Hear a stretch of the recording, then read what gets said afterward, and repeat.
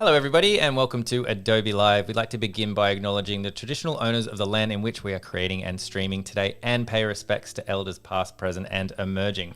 My name is Flynn and I am delighted to be here. We are live on Behance, hello Behance, and we're live on YouTube, hello YouTube. So if you have any questions as we're going along about typography, being a massive dork, animating things, or definitely Simpsons and your favorite episodes, please let us know because it is Sophie Elinor.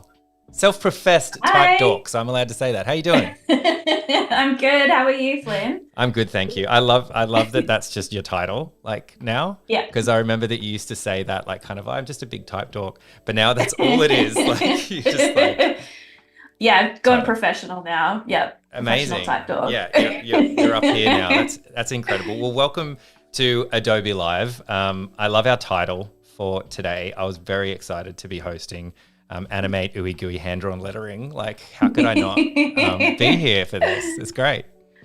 Yeah, I think it's going to be a fun one today. Yes. Well, it always is with you, and we always have a blast. We're here for a short amount of time, so, we're here for about an hour. So, as I said, if you've got any comments or questions, all of those folks out there in the internet, please let us know. It's always great to hear where you're from as well. Where are you tuning in from? That's always great.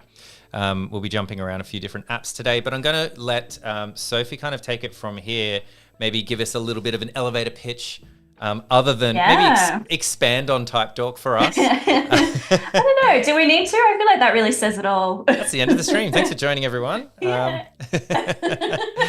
But I will hand it over to you, and you have your Instagram up here, which is great. It's such an entertaining. Look at all those colors. What's going on? Explain. Yeah. Well, I mean, that's kind of it, right? The colors. It's all about the colors. Very much into sort of playful, silly, thoughtful, joyful kind of work. That's the realm. That's the vibe. It is often text-based, so lots of lettering related things, lots of animated lettering specifically, which we'll be kind of diving into today. And every now and then just also like a handmade weird little thing that I get sidetracked with. Yeah. Like a bedazzled jar of Vegemite or a stripy locker or a disco clippy. Or clippy. Do you want to just kind of, we were chatting about this, we haven't seen you since this, but you kind of went broad throughout the internet with this one, this little clippy. If you haven't seen it, I'm sure that we'll share a link down the bottom. You can go and check it out. But yeah, so you made a giant clippy? Yeah, I just thought it would be a fun thing to do.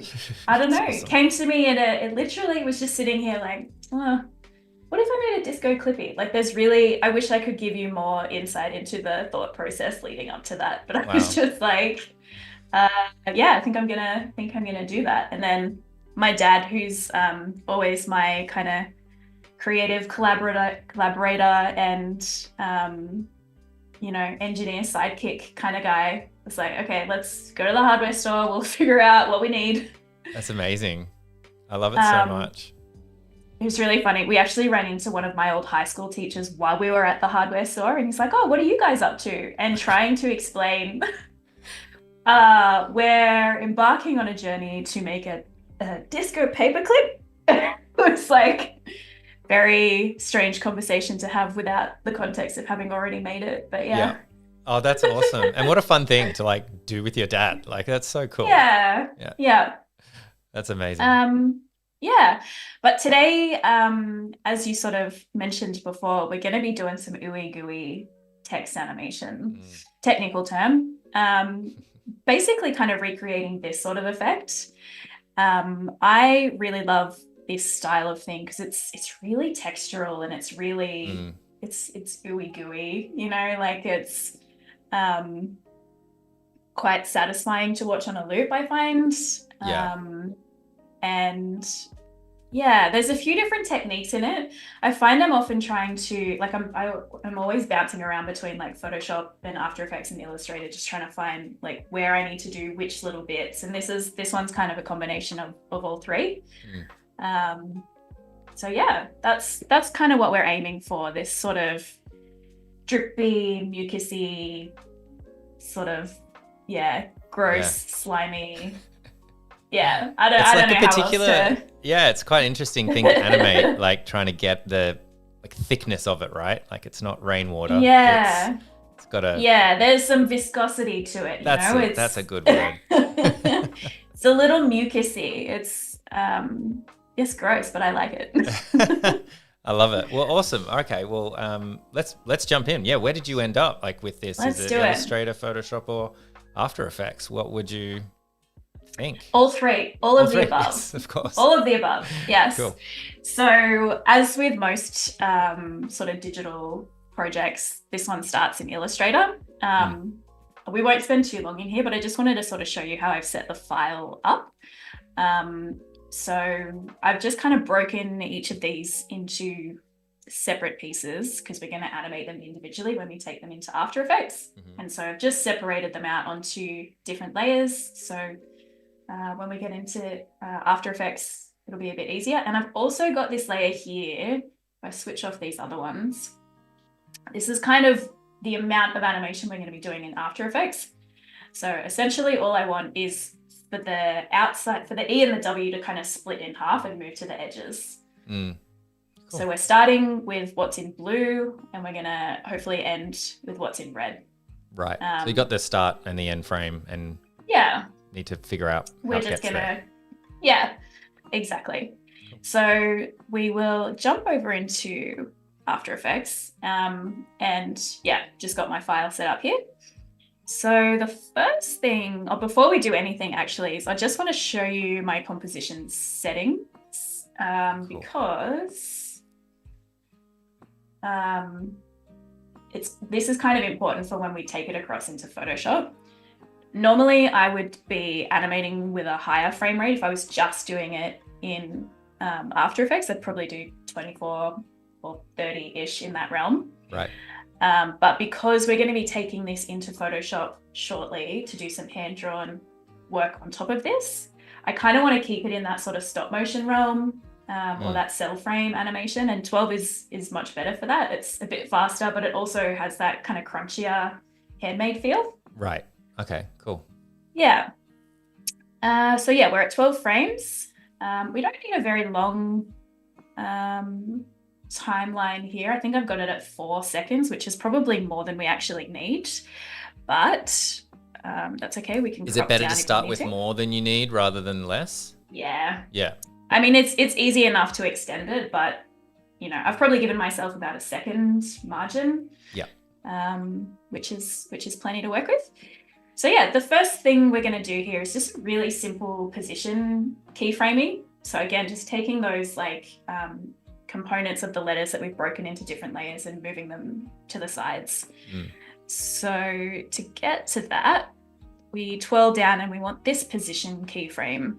But actually, if I just highlight all of my relevant layers and hit P, it's going to bring up the position stopwatch for all of these. So I'll probably... Was it P? Yes. P, position? Okay. Yeah. Gotcha. Right. If you Often hear they me don't asking lots of relate to questions, the- I warned Sophie beforehand that I actually had After Effects open the other day to try to animate a logo and I failed miserably.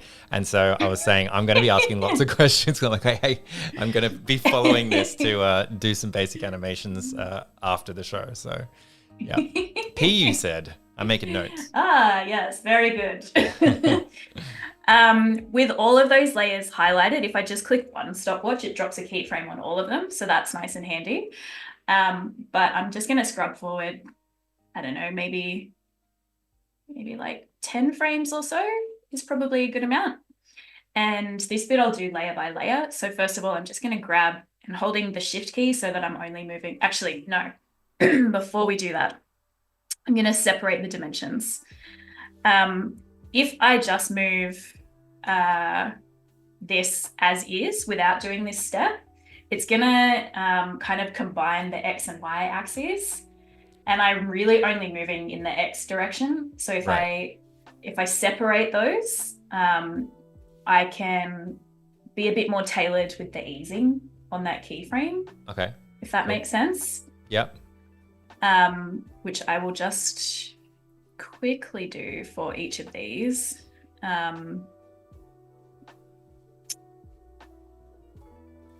There we go.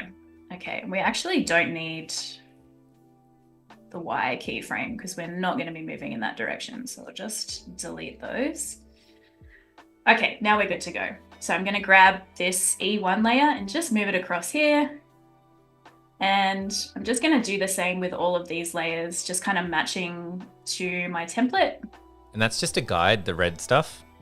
Yeah, right? I'll switch that off once I've kind of got everything in place. It's a cool you can trick. See, yeah, it just makes things faster when you get here. It takes sort of the guesswork out of it a little bit. You can see that this shape has actually changed. It's kind of got more of a lean to it. So with these two inside layers on the W, we are also going to animate the path, which is hidden in a slightly different spot. It's in the contents sort of drop down instead of the transform one. So again, we'll just drop a keyframe at the beginning, and then at the end, I'm just going to grab these two top anchor points here, and actually maybe the bottom ones too, because I feel like the angle has changed a little. That looks good. And then we'll do the same for this other little W part. Drop a keyframe at the start, and then when we scrub across to our end frame, I can grab those two little anchor points and just move them there. Cool. So this is, and if I switch my template off now, we can have a look at what that's doing. So very, very basic stuff so far. It's cool though. You've got your start, you've got your end, and you've got it all calculated. Yeah. So that's like the power of After Effects, right? Like it will figure all that middle bit out for you if you do the end bits kind of right, I guess. And that's kind of why I am starting in After Effects, because if I tried to do this in Photoshop, what took us 5 minutes then would probably take at least half an hour to kind of get the timing right and then play around with the ease and right. Yeah, it's just kind of easier to do the rough foundational animation, I guess, here before we take it into Photoshop. Yeah. So what I want, if we have another look at our little reference, so what happens here is that it sort of splits in half and pulls to the edges, holds for a few frames, and then kind of snaps back in. But there's like a bit of overshoot where it snaps a little too tight and then comes to rest. So we're just going to add in a few more keyframes. We might have this pause, I don't know, that seems like a good amount of time. I'm just going to copy all of those end keyframes. So we've just got this kind of little moment of rest in here. And then we will copy the starting keyframes, I think. Maybe I'm going to paste 2 versions of those, and the last one will stay as is because that's where we want it to finish, because we want this loop to happen. But for the overshoot on these second last keyframes, what we might do is just kind of bring it in a little bit further than we previously had. And I might also, with these,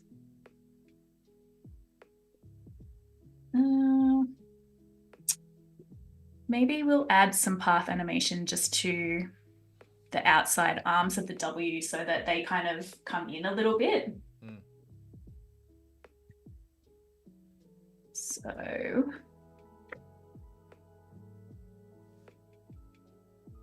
leave that there.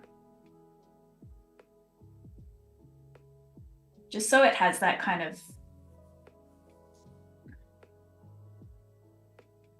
just that, it's a really minor little movement, but just having that little tilt in. Is it the momentum of the movement? Like, because the movement's kind of got to have a little bit of give? Yeah, if it, if that were an object and it was snapped back in, there would be that sort of moment where the arms kind of did a bit of a little waver in. Little wobble, yeah. Yeah. So we'll just add that in here as well, because we're just doing the outside arms. And it can be quite sort of we can kind of condense that down quite a bit, I reckon, in the middle, and then have it return to the outside edge. One other thing that I might do before I add ease to any of this is I might just shorten these little arms of the E, just so we've got more room to illustrate in the middle here when we get it into Photoshop. So just another little bit of path animation here.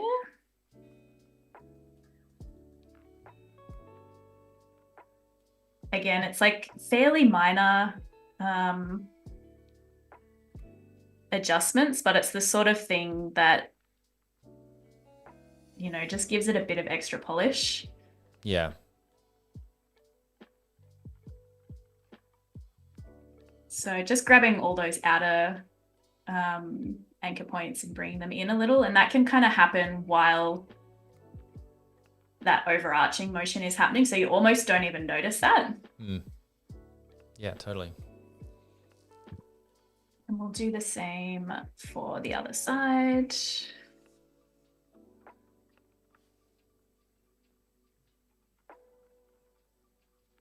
And a reminder as well, if you have any questions for Sophie and the process, let us know in chat. We are live.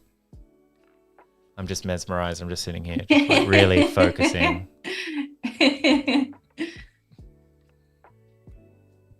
You really can kind of get lost in these details doing this sort of thing. Like sort of trying it and then making a tweak and then doing it again. You can kind of do that forever.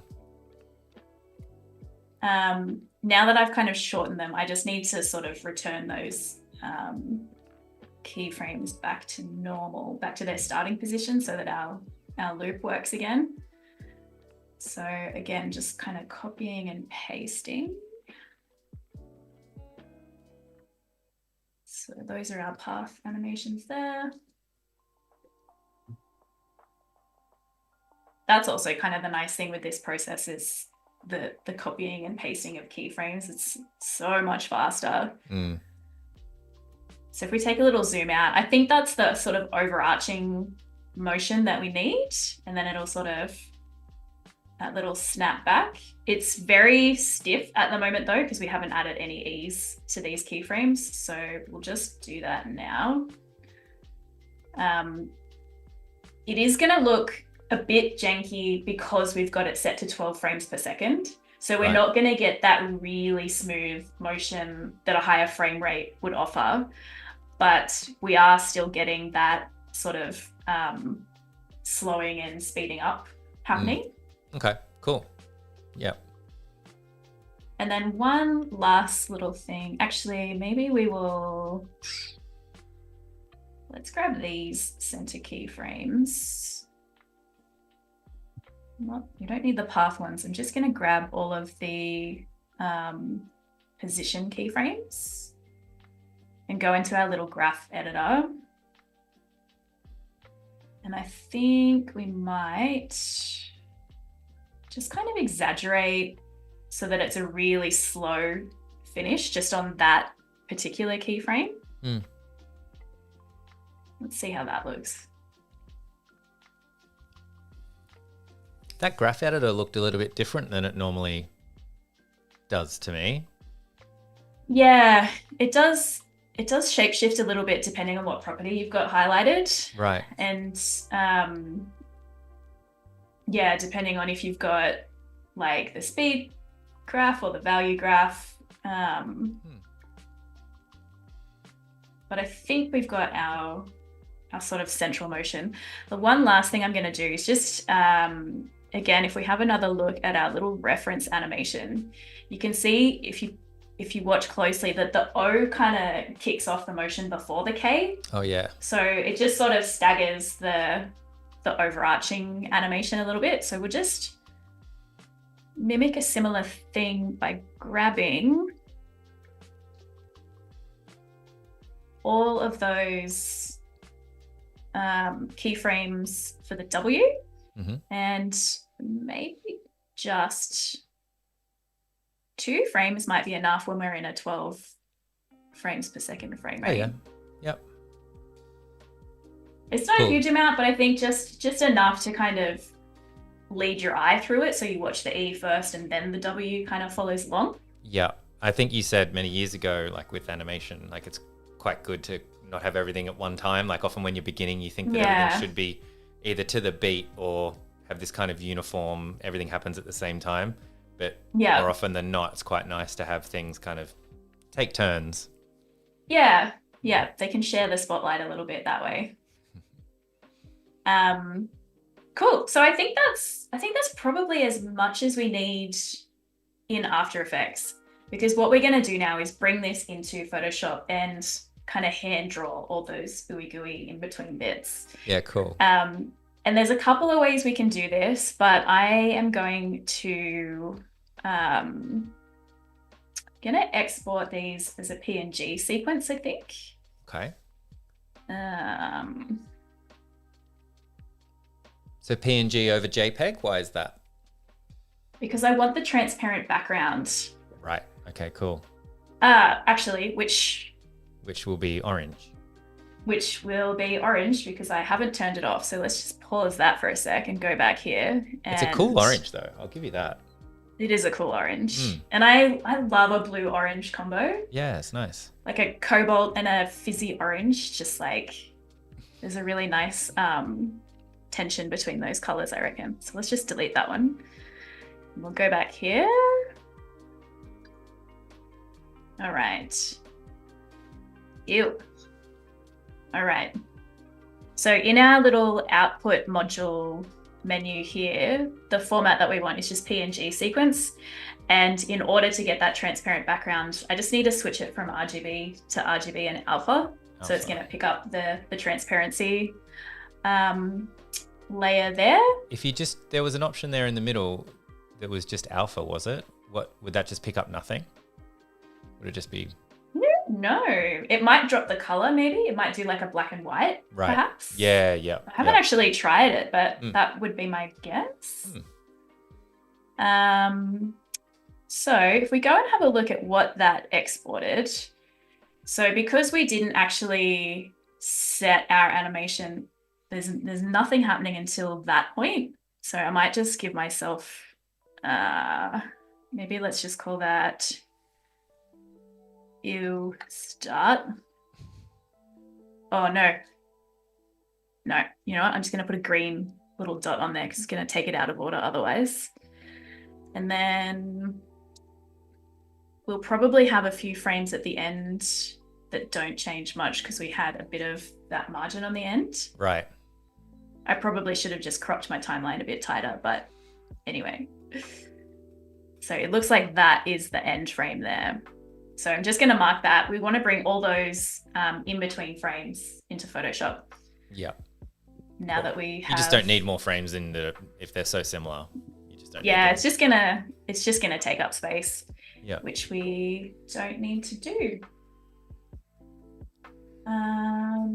So we're gonna do our little load files into stack trick that we have done in the past. Can you show that again, either now or down the track? I think because that's a bit quick, but it's a really key. Yeah, really sure. key thing, because I think that if you don't pay attention, you might think I'll just open them in Photoshop.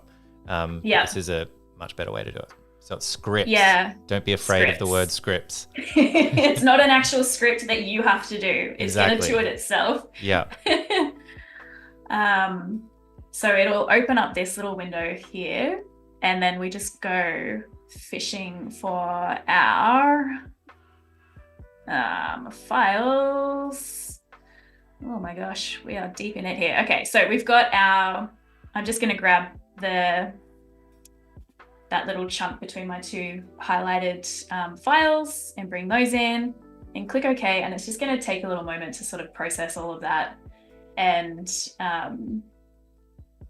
dump them into some layers that we can work with. Yeah. Cool. Well, it's going to take a bit of time, I think. It shouldn't be too long. I did try, there is another way you can do it, because you could export the file from After Effects as a MOV file with a transparent background. So it would still be a video file which you can import. But I found that Photoshop doesn't love MOV files as much as PNGs. Like, it can be quite sluggish. Yeah. even if a file size is quite small, I think there's just a bit more processing that has to happen in the background there. Yeah. So you could probably export it like fairly low res, right? As well. Yeah. It's a guide. Yeah. Is it a guide, or are you still using some of this? I will be using this. Okay, so then you wouldn't want to pixelate your edges or get any rasterization. All right, don't listen to me, listen to Sophie, everyone. You could do it that way if it was a guide, for sure. Right. But yeah, these are not. I'm just going to quickly save this so that we don't lose it like halfway through. So that would be crash and burn, do we? That would be devastating. All right.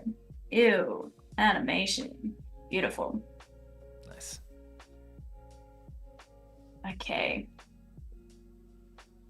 So what we're going to be doing here is sort of a similar process to, sorry, I probably glossed over that. There was a little create video timeline button just here.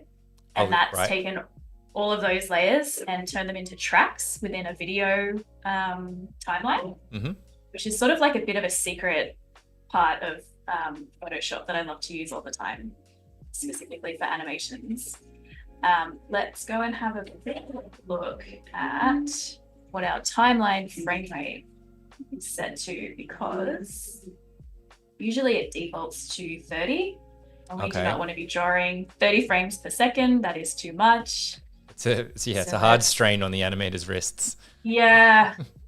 And stylistically, like we were saying before, I think it is just a bit more kind of, I don't know, charming, humanist, like a person made it sort of thing when it's a little bit slower. I don't know why it picks 5 seconds as the default length for each clip. We only want 1 frame of each of these, so I'm just moving my little timeline scrubber 1 tiny little frame forward. And I haven't found a faster way to do this in Photoshop, but if anyone knows of one, I am all ears. My usual go-to process is just to use that little scissors tool, which will, it'll place a cut wherever your timeline scrubber is. And then you can just kind of sweep away all this excess. You have to click them. There's no dragging and creating a marquee, like a rectangle, to select them all. No, because it's going to grab everything that's in the middle. It'll grab the middle ones, yeah. I mean, it's an obvious thing. I'm sure you would have tried it first. It's the intuitive thing to try, but... I wish. It's not too bad when you've got, like, this is a manageable amount of of files that we're working with here. It's not too much, but if you had hundreds and hundreds of them, I might go slowly mad, I think, with this method. But now that I've got all of my little 1 frame slices, just moving them along. It's kind of a manual process, but again, pretty quick once you sort of get stuck into it. Yeah. And it snaps as well, so you don't have to be too precious. Yeah. So we're essentially just recreating like a flipbook style sort of version of what we already had in After Effects. So now we've got our little kind of snapping back and forth animation here. It's a little faster because I've chopped off the end in the beginning, but that's fine. Yeah. We can, if we wanted to linger on that last frame, we could just extend that, and that would hold that for a beat longer between loops. But the beauty of kind of doing it this way versus bringing in a video file direct from After Effects is that we now already have all of our little canvases to draw on top of. Yeah. Yep.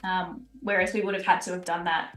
We would have had to have created, like, I don't know, 30 odd individual frames on top of the video layer if we'd done it that way. So it's kind of just a 2-for-1 here. Cool. What I'm going to do now is just have one more kind of look at this, just so we can see what the motion is doing. That at the beginning of this animation, there's a few sort of little holes that appear before it's pulled out. And the longer it is stretched, the thinner those lines get and the wider the sort of openings become. You can see they sort of open up. And there's also like a bit of gravity happening as those lines get longer and skinnier. They're also dipping a little. Yeah, the weight brings them down. Yeah. Yeah.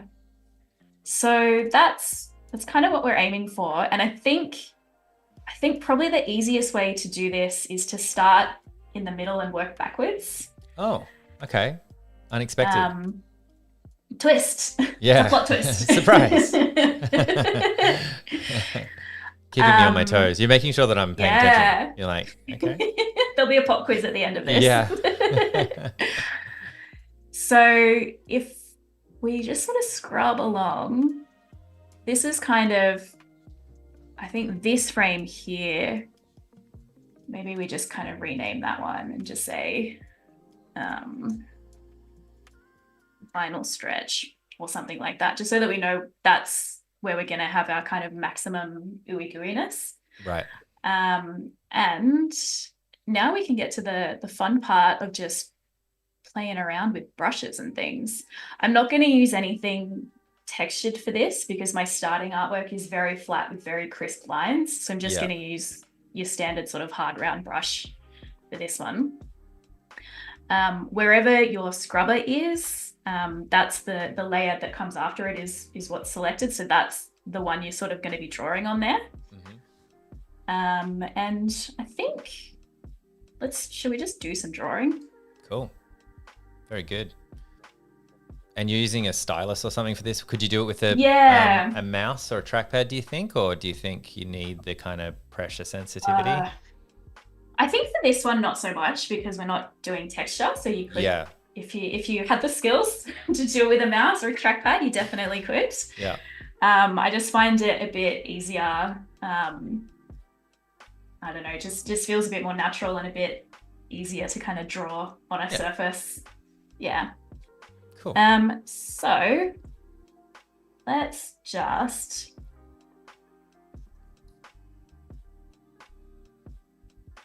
this is going to be my middle frame at maximum ooey-gooeyness.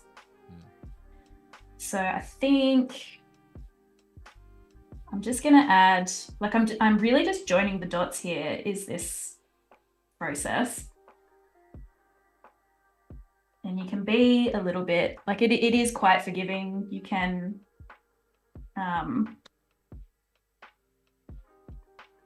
you don't have to be too super precious with this part. Yeah. But I will just add a little bit of a dip in that center bit. Not too much because we don't want it to overlap across the sort of place underneath it. Mm.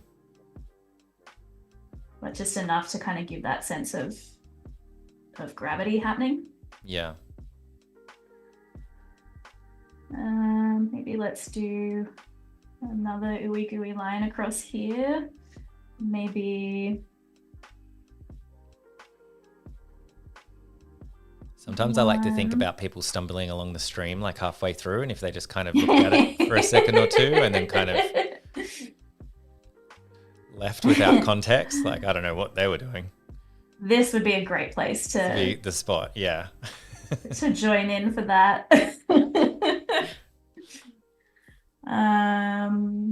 Okay, we'll fill this. It's looking a little bit ordinary at the moment, but we will put some flesh on these bones shortly and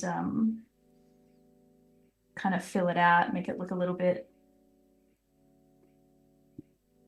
Maybe I want that a bit higher.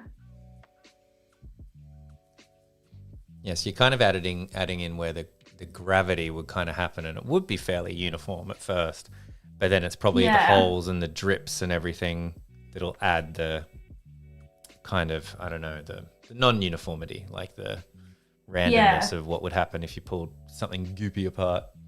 Yeah, like that, like a cheese toasty in a TV ad or something. I was going to say cheese toasty in chat as well, yeah. Someone said cheese toasty in chat, Alessandra or Johanna. Yeah, nice. And that Cheese just makes me toasties. hungry. It is lunchtime. I know. I have to have a So toasty now. just, yeah, I think it's a must. Mm. I think we're all gonna have to have toasties after this.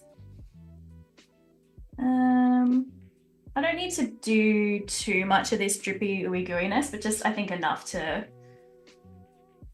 kind of give that sense of gravity. And the thing that's like making this look a bit rough is that we've got these very organic rounded lines kind of jarring with this very square edge here.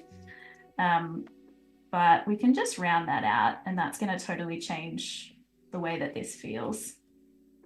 Again, not being too precious, but just kind of taking the hard edges off there. Like that already feels, if you look at the top line versus the middle line, it already feels quite different. Mm.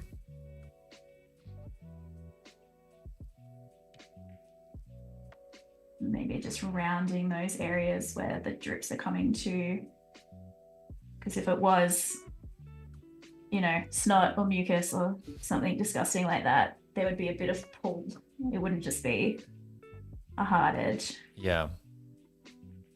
Do you get better at making goopy things look goopy over time doing this kind of work? Definitely a refined skill for sure.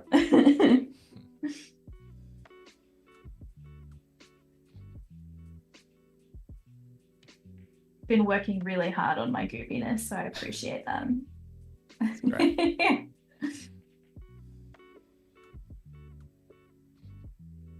See, that already is feeling a lot more satisfying, I think, just rounding those edges out. Wherever there's kind of a sharp corner. We are drawing directly on top of our artwork also. So I guess that's just something to keep in mind as you're sort of traveling along with this process, is that if you wanted to be super cautious, you probably could, you know, make it as a separate layer so you're not just drawing directly on top of it. But we're just going to back ourselves with this one, I think.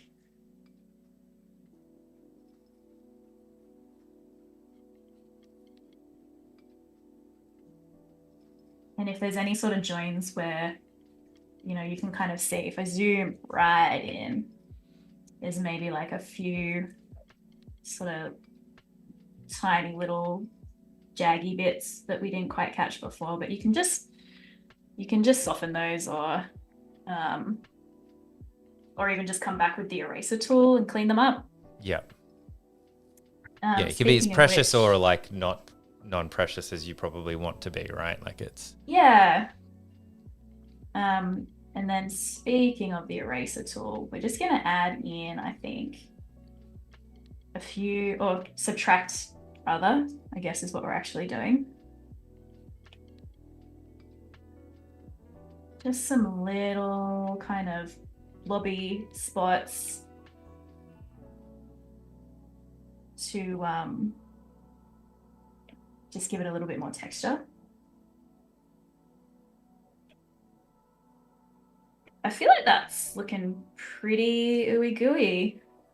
The dots inside it, I think, add so much to it. Yeah, right?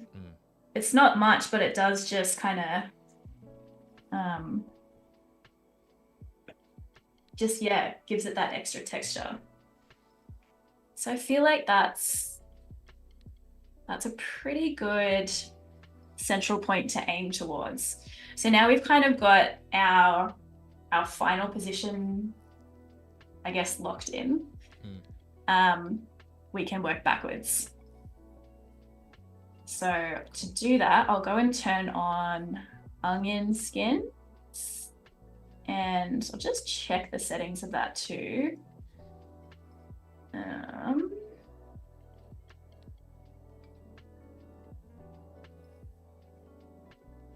Now, because we're starting, there's a bit of like mental gymnastics to do here. Because we're starting in the middle, and we're going to now animate the frame before the one we just did, we actually don't need to see frames before. I think I've got that right. Okay. So I think if I now scrub back to this one, yep. Oh, if I jump to backwards. the frame, yeah. I see. Yep.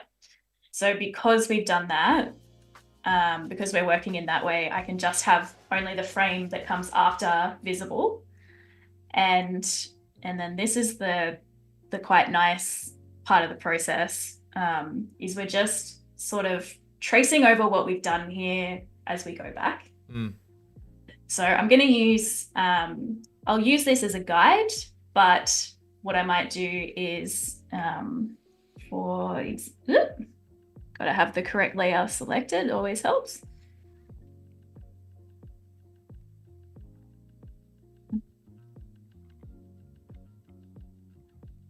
Like kind of loosely tracing over it, still getting the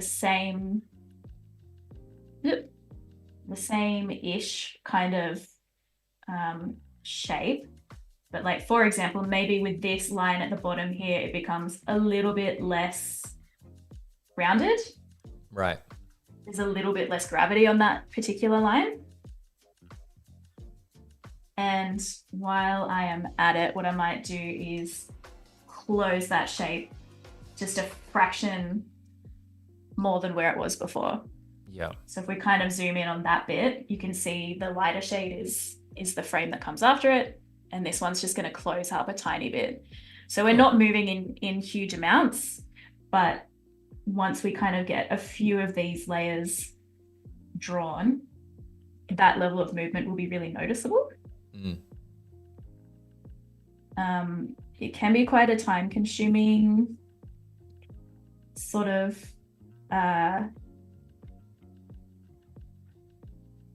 process, but it is also like very therapeutic, I find. I can see that. Because there's sort of no pressure with this bit, because now we're like, okay, we know where we're going. We've sort of got our last frame.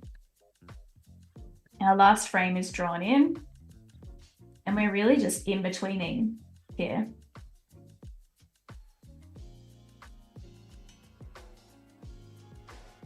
Yeah, this is that like coloring in part of your brain, right? Like you can kind of turn off and just kind of dedicate yourself to the manual kind of part of things. Yeah. The monkey part. The monkey part of my brain. That's right. They're probably, like, we probably could have fudged a way to do all of this in After Effects. I'm sure there is, like, definitely, there's definitely a way to achieve a similar effect if we wanted to keep the whole thing in After Effects. But it's often a bit of a trade-off of what's going to be faster and what's going to suit the aesthetic. I often find that I'm trying to find a happy medium, I suppose, between After Effects and Photoshop. Right. Obviously, After Effects is great for quick and smooth and sleek, but Photoshop just has, you know, when you're drawing each and every frame, you can kind of do what we're doing here, which is being really specific with where I want, you know, a particular drippy, oozy bit, or, you know, if you were going to do that in After Effects, that would be a very time-consuming thing to manually adjust each and every keyframe. Right. So, yeah. Yeah, it's amazing the amount of stuff you can do in After Effects, and often there's like everything that sort of ships with, you know, quote unquote ships kind of with retail, and then there's all these crazy plugins as well. I remember I've seen like some Ben Marriott stuff where he's sort of manually done something and shared it, and then someone said, hey, you know, there's a plugin for that. And he's like, oh, okay. Just did everything that he manually spent a weekend on or something. Like I've seen that happen a few times. I think when he redid the Loki intro animation, if anyone remembers that, kind of flick it in, and he was sort of showing, here's how I might do this in After Effects, and sort of showed a tutorial on how to do it, and then I remember someone saying, hey, there's a plugin that basically does that automatically for you. Which is quite interesting. Sometimes can be so devastating to find out that sort of thing.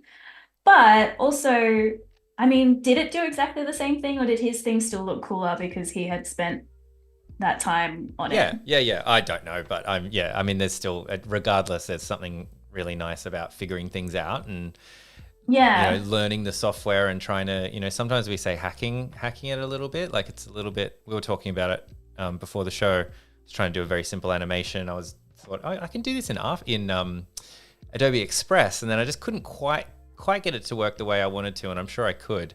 But it was quite interesting because it's not like doing something the software is not necessarily built to do. But it is a good way to learn how to use the software when you try to do those sorts of things, and it makes you a better creator, I think. Yeah. Trying to figure it out. And you never quite know when, that scenic route that you took might fold into something else. Might come in handy. Yeah, it totally does. Yeah. And often I find as well, just like knowing how to do the thing, even if it is the super manual 3 week around kind of way to do it. Yeah. Just sort of having an understanding of the mechanics of that and why it works a certain way, instead of just like getting frustrated when the button you pressed doesn't do the exact thing you're wanting it to do. Yeah, exactly. You're a little bit like a mad scientist, like sort of having a crazy hypothesis, and then it all blows up in your face, and you're like, why? Like it's almost like a negative answer is, or no answer is scientifically an answer. Like it's always kind of a step towards better understanding. Which is not particularly comforting in the moment when you're like, I it's frustrating as all hell. Like, why? Why don't you work the way you should? Just do what's in my head, please. Why is that so hard? But in terms of learning, I suppose it is better. It's good long term. It's very frustrating. Yeah. Short term. That's the word I was looking for. Yeah, the YOLO approach, as David says in chat. Exactly.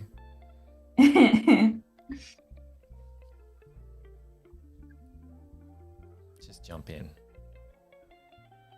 Yeah, I reckon. Definitely the best way I've found to learn anything.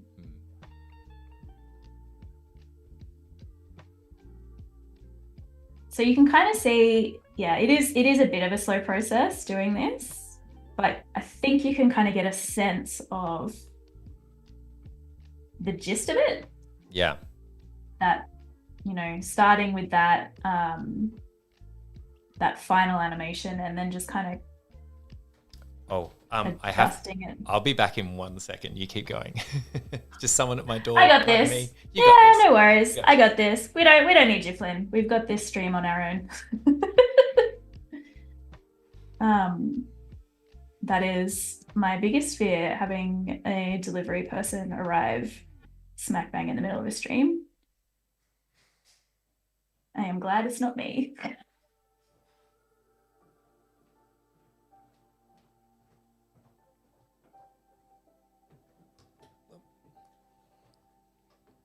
Sorry about that, ladies and gentlemen, and Sophie.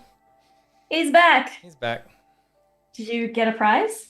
I did. It was just a lens that I ordered. It was a lens I ordered, and I really didn't want it to end up,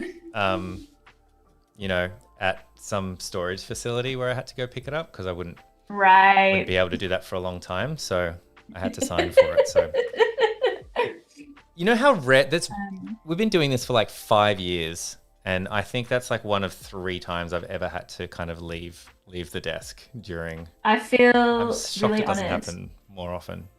Yeah. That's just because I knew you had it. You know what I mean? I know you've got it covered. So that you can feed on the desk over there if you want, Flynn. I've pretty much got this sorted. Pretty much my MO. Throw in a question every 5 minutes. Check in with chat. Oh, that's great. We are actually about 5 minutes out. All right. Let's see if we can finish one more little frame here, and we can have a look at how they're sitting together, just to give you an idea about what it's going to look like. Yeah, absolutely. And I will mention as well, as we're kind of wrapping things up over the next 5 minutes, that we'll be back tomorrow, Sophie. Yes. And then I will. I don't. You can turn up if you like or not. Be playing with my new camera lens somewhere. Yeah. Yeah. I need to just get like an avatar on a loop. Like I'll just record this. Or those like glasses with eyeballs painted on them or something. Yeah. I just laugh once a minute, nod my head, look confused, and just play that on repeat. Very good.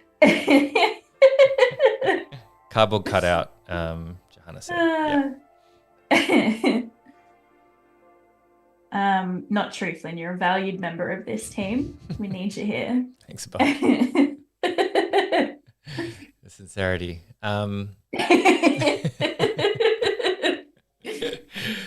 Yes. Oh dear. No, I was just saying, like, that's kind of my nightmare also. It's just being in the middle of a stream and like, I don't know, a door knocker turning up and me just feeling too polite to actually be able to say, please go away, I'm in the middle of something. Yep. It happened a lot more at the beginning, like I think 2020, when everyone was sort of locked in at home, that things like, because you get your food delivery or stuff like that, like everyone was so new. It was such a interesting time, as they all say. But yeah, it happened a lot more then. I think with guests and things that like, hey, I've got to get the door. Like that's my meat delivery. Like there's food outside. It's everyone for themselves. I don't want my neighbor to steal my chicken or something. Yeah, well, at that point, you could only go within like a 5K radius, right? Like, right. You could make it to your neighbors to pitch their groceries. Right, that's it. They were stuck in a stream. That's it. All right, I feel like we're nearly sort of done with this frame. Oops. So we can have a quick little squiz at, hopefully we've got a bit of motion appearing here. So if I switch off onion skin, so we're just looking at what we've got here. Maybe I'll zoom out a little. So you can kind of see we've got this lovely little, it's very slight, just that sort of stretching movement, and that the further back towards the beginning we would get, the more sort of exaggerated the motion would become, because our edges are sort of moving in and all of that space will tighten up. But it is the same sort of process, just kind of rinse and repeat, going back a frame, just kind of cross-referencing against the frame before until you have like a bit of a piece of the puzzle put together. Yeah. That's awesome. Let's, maybe if we do this and we can just enjoy the loop, tiny as it is. Nice. Doesn't feel like much of an achievement. We've got like all that work for like a fraction of a second of animation. Isn't like that great? Watching someone do claymation, like one frame at a time. Do you want to show the other one, the reference one that we use as well, just in case people kind of jumping in halfway through? And so this is sort of the idea and the finished piece. And you here's one we prepared earlier. Many more hours dedicated to the frame by frame animation. But that's the idea, right? Yeah. That's the process. You just sit down and and it's not difficult. It is just a little bit repetitive. But as we were saying, it is, once you kind of get into that zone, put a podcast on, put some music on. It is a really lovely thing to just kind of chip away at. And especially if you're not, an After Effects kind of person, maybe you're more of an illustrator. Like that's a nice, easy sort of entry into animation and just kind of making things move a little. Doesn't have to be lettering. This would totally work with, I could imagine like a person's head like splitting apart or something and having goopy strands within, or like any other type of, you know, I'm sure there's lots of different applications. Bookmark this for Halloween. Yeah, exactly. Yes. I would love to see that. Please, somebody make that. That's awesome. Joe, I'm looking at you. Well, that's great. So we will be back. It's 12 o'clock here in Sydney is when we're starting tomorrow, but whatever time it is in the world, wherever you are, please join us tomorrow. We're going to be back with Sophie Elinor. Sophie, thank you so much. My pleasure. Thanks for having me. Excellent. All right. Well, we'll both see you then. Bye, everyone. Catch you then. Bye.